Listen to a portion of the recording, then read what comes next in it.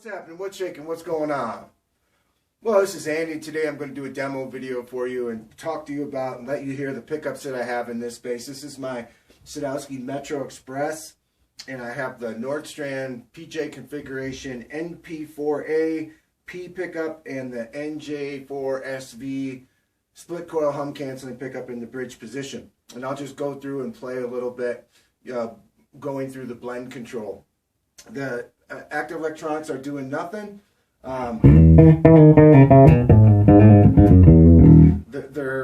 It's in active mode, but it's not boosted.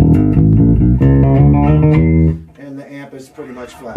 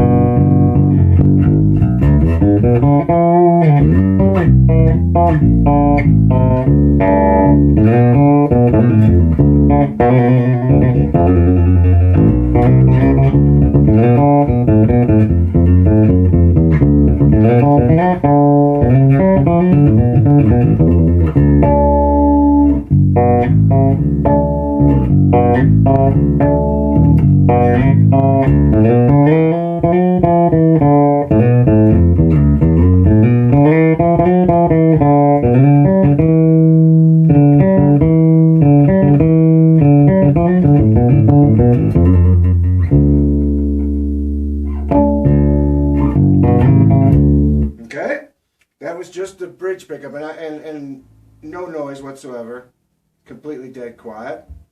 That's awesome. That's what you want. That's what you need. All right, now we'll go to just the P pickup.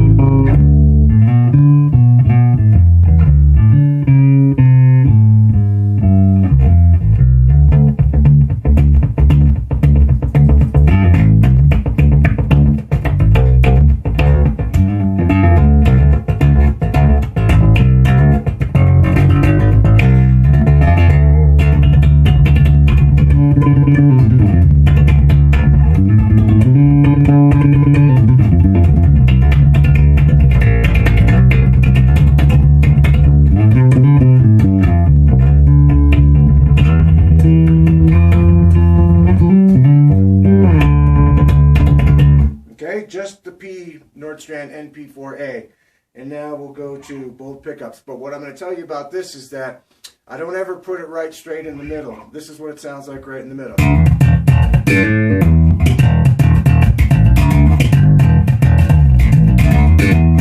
I don't ever do that. I'll either be slightly past the indent towards the P pickup, which is this. Hear it get bigger and go in focus.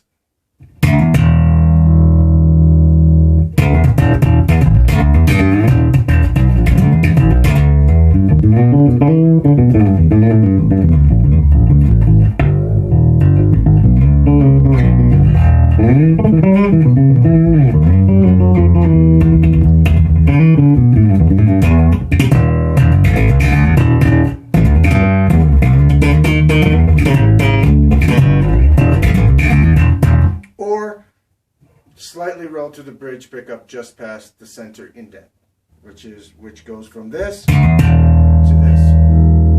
You can hear it. Gets bigger and gets in focus.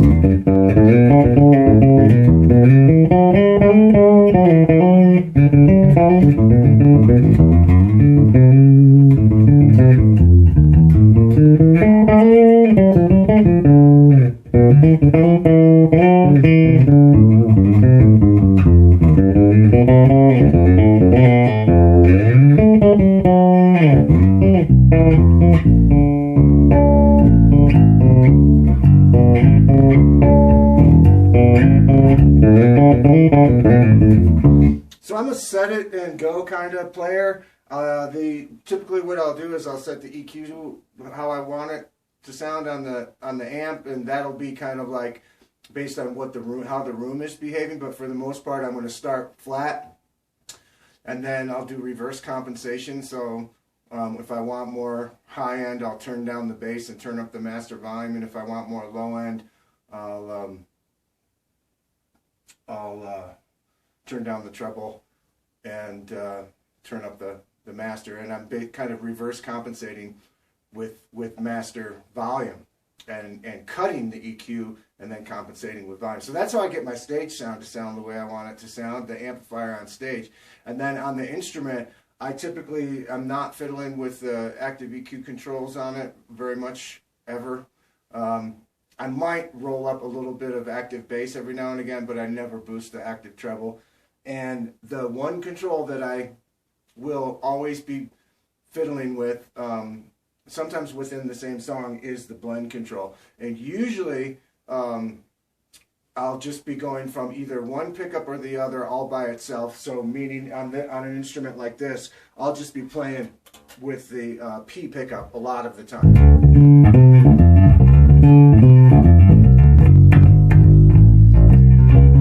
Because it's so in focus and I can hear myself so well. It's just a really well-behaved P-bass kind of functionality, right? Then occasionally, if I want something that's burpy and jazz bass-ish, I'll go all the way back to the bridge pickup.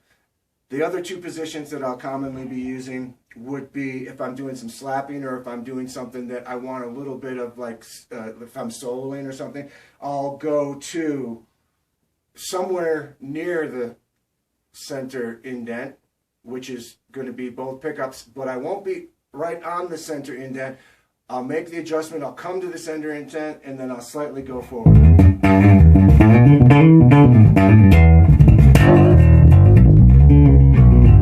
Or slightly behind it. You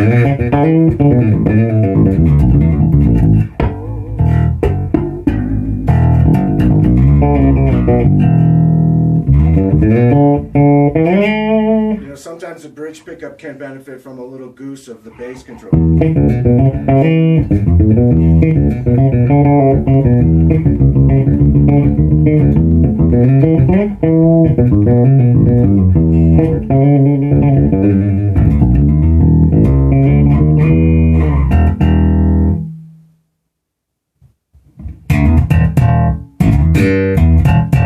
This is the right in the center, which sounds sexy all by itself when we're sitting here in this application, in this context, but on stage you can't hear yourself.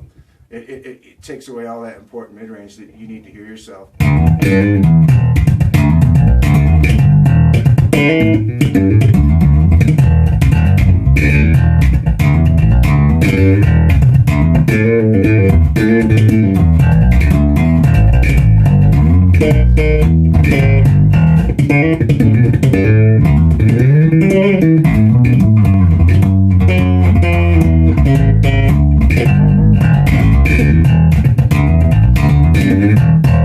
I'm more inclined to use it like this.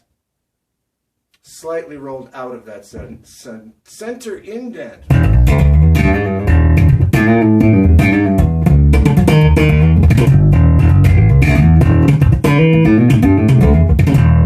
The thing you just have to realize is that, and you will realize it very quickly, is that when you utilize a lot of mid-range, it's not forgiving. So it puts all the responsibility on me and on my hands to get the tone and to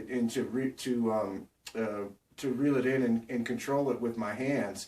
That's the trade-off. You know, as soon as you scoop the mids out, it becomes super forgiving, and you can have a lot more slop in your playing, and it's gonna go unnoticed. Whereas if you're gonna really enter into that realm of useful mid-range, then it's going to be under the microscope, and everything that you do is really going to stand out. So it's going to put a lot more responsibility on your hands. So that's that kind of catch-22 or whatever you want to call it of the traditional scooped out mid-range sound, is that when you're sitting around in your bedroom practicing or whatever, and it sounds real sexy and everything like that, but you know, when you get on stage, you sound like you're playing with mittens on. And the other side of that coin is that when you get flat and when you start utilizing and start living in that realm of an equal representation of mid-range, everything that we do is going to be, you know, exposed, and it's going to be under the microscope, and it's going to be really up front. So it's really going to rely heavily on the responsibility falling on control and muting and all the different technique and all the different ways to kind of control the mid-range with our hands. So thanks for watching this demo. I hope you enjoyed it. Have a great day. Peace.